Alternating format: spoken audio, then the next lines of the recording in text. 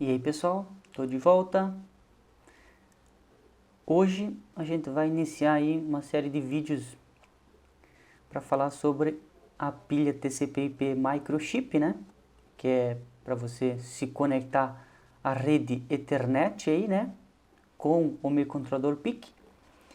Então, mas antes da gente começar a mexer com os códigos e falar sobre a pilha TCP, vamos entender um pouquinho só, pelo menos o básico do que é a nossa pilha TCP, né?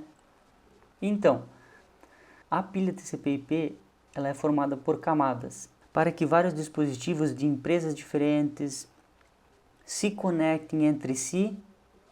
Foi criado esse protocolo TCP/IP para organizar isso, para que haja alguns padrões, né? Seguir algumas normas para que várias empresas diferentes, vários tipos de dispositivos se conectem entre si. Temos que seguir algumas normas para se conectar com a rede, se conectar com a internet, né? Então vamos lá. Primeiro aqui ele trabalha por camadas, né? Então temos o acesso à rede, né? Que é o dispositivo em si, né? A placa de rede física ou o nosso access point, né? Nosso acesso à rede sem fio, né? E vários outros tipos de dispositivos aí, né? No caso, o nosso PIC, microcontrolador, conecta a um RJ45 aí, que nós vamos testar via cabo, né? Então, para se conectar a uma rede, precisa seguir alguns padrões. E começa aí, então, pelo nosso acesso à rede, né? É isso aí, essa é a nossa parte de acesso físico, né, que transfere literalmente os zeros e uns aí, né, nossos pulsos elétricos pela nossa rede. No caso, né, o cabo de rede, etc. Temos a nossa próxima camada, essa verde, que é a internet, né, que é o IP. Esse aqui se encarrega dos endereços de cada dispositivo em uma rede. Aqui tem IP, máscara, gateway, tudo está nessa camada aqui, que se encarrega de endereçar, de dar um endereço, um IP para cada dispositivo numa rede.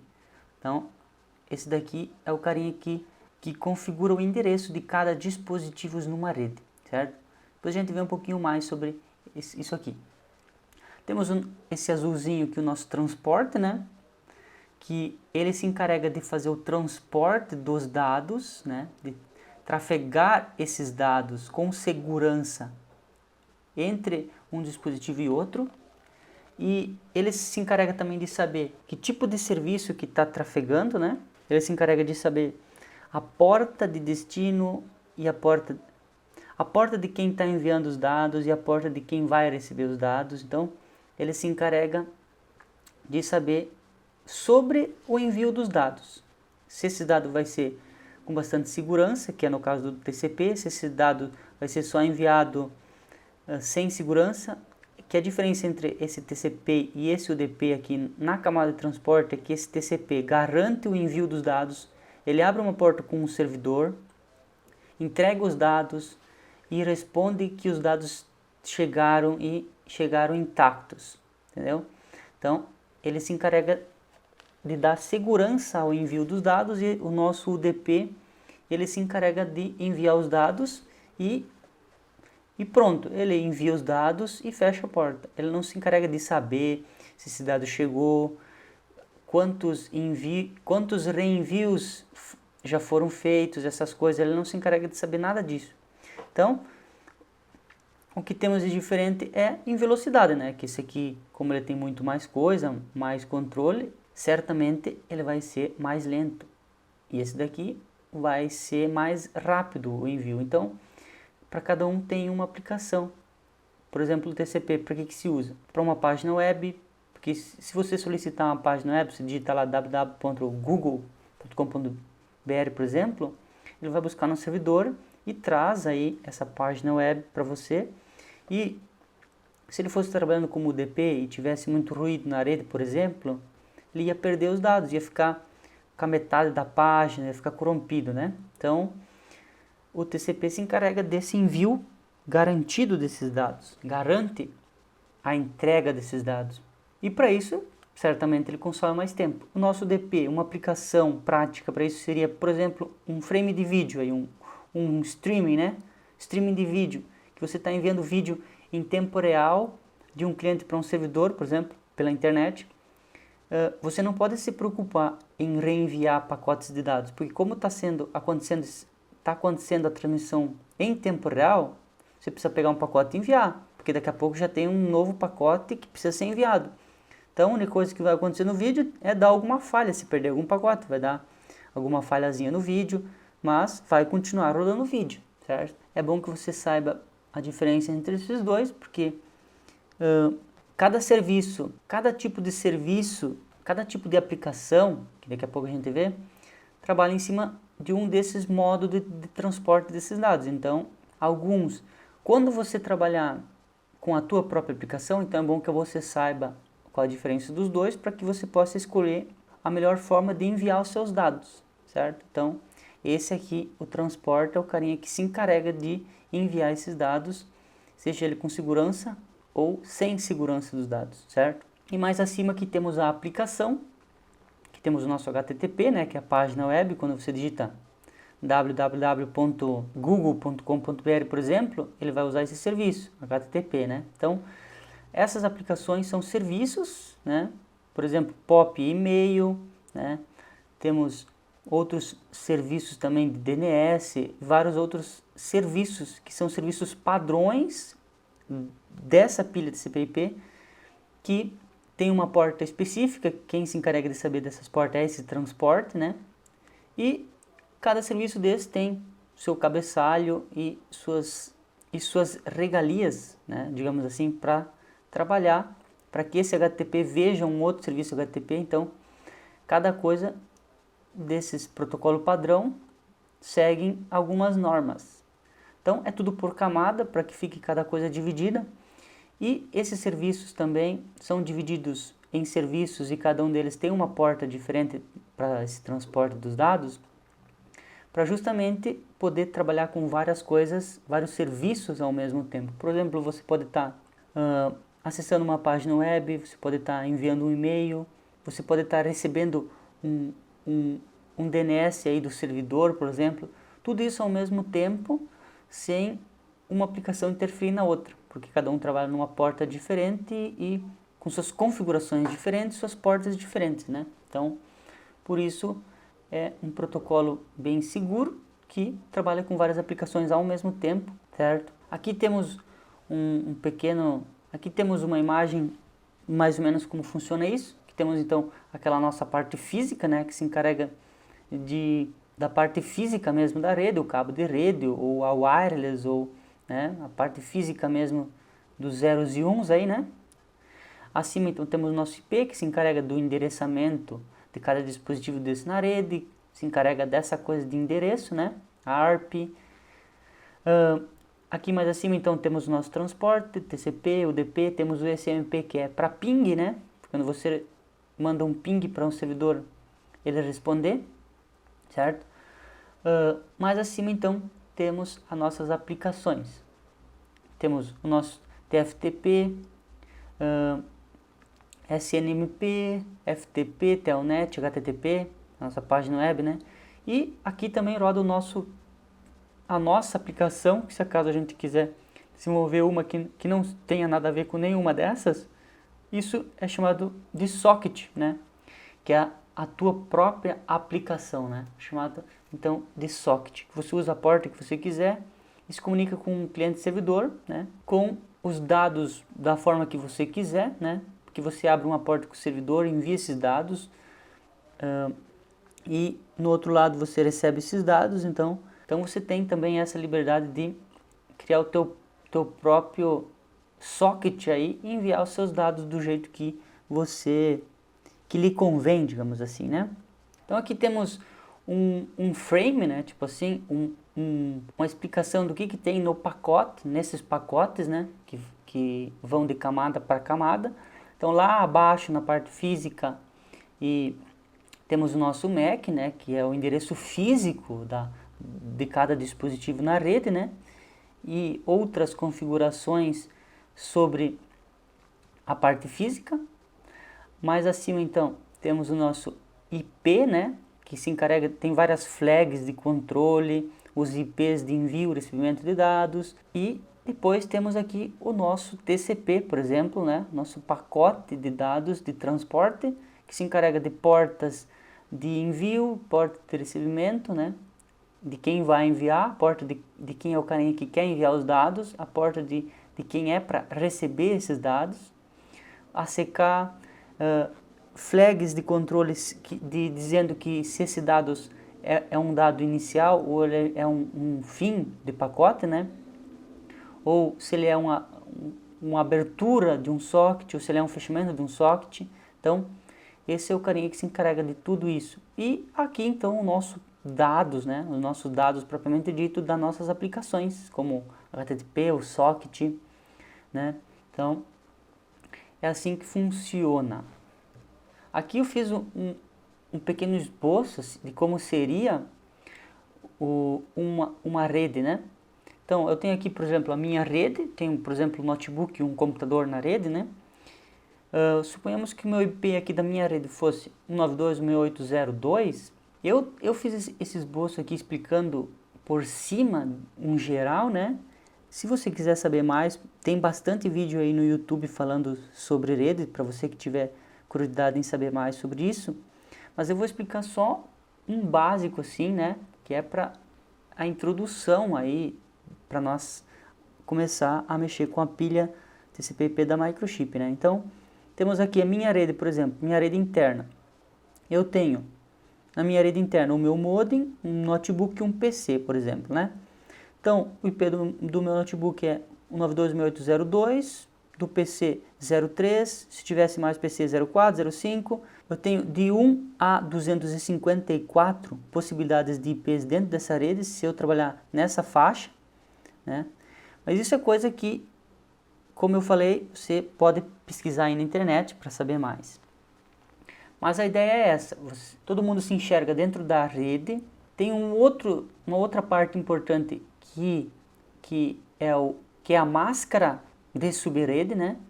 Que se encarrega de informar qual é o máximo de dispositivos na rede e mais outros cálculos importantes da rede, né? Que eu não coloquei aqui, mas você pesquisa aí se você quiser saber mais sobre isso. E temos o nosso gateway, que é o carinha que se encarrega de comunicar a nossa rede interna com uma rede externa, por exemplo, com o nosso provedor de internet aqui, por exemplo, a Brasil Telecom, né?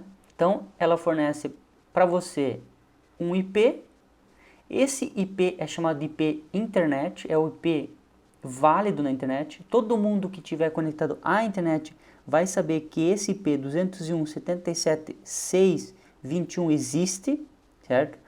Então, esse IP 192.168.0.1, ele é o IP da nossa rede interna aqui. Então, a internet não vai saber que esse IP existe. Ela vai saber que esse IP existe. 201.77.6.21.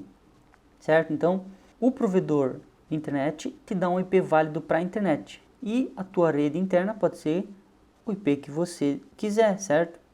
Tem alguns padrões chamados de classes de IP aí, que você também, se quiser estar olhando sobre isso.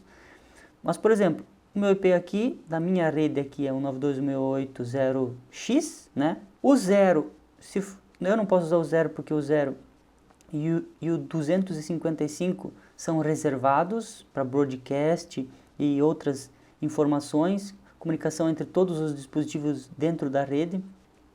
Por exemplo, um DNS, quando ele vai informar um DNS para algum desses dispositivos, ele informa por ali, né? Por esse IP reservado. E então é isso aí. Por exemplo, a rede aqui do vizinho, né? 10.1.1.2.